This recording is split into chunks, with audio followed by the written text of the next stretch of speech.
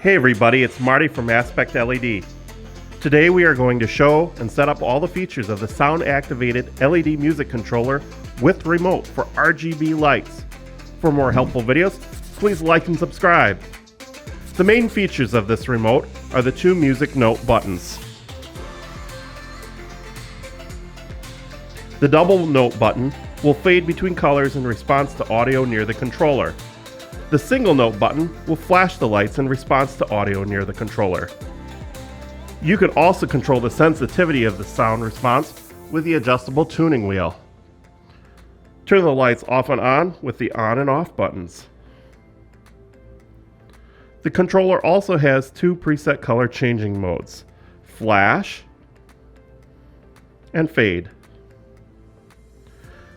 The next row of buttons select static red, green, blue, and white.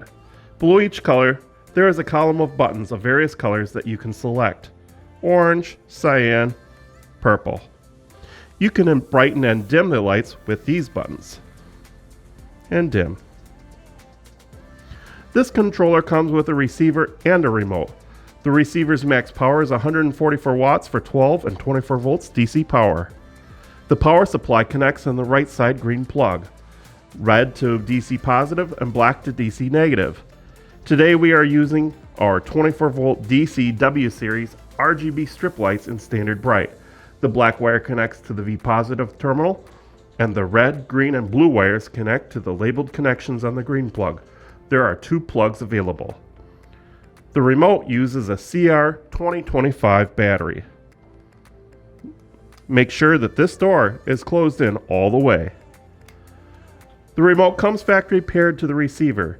It is an infrared signal, so you need to aim it at the controller for it to work. This remote and controller are for controlling one zone. To control multiple zones on a larger system, please check out our multi-zone products. Thank you for watching. For more helpful videos, please like and subscribe.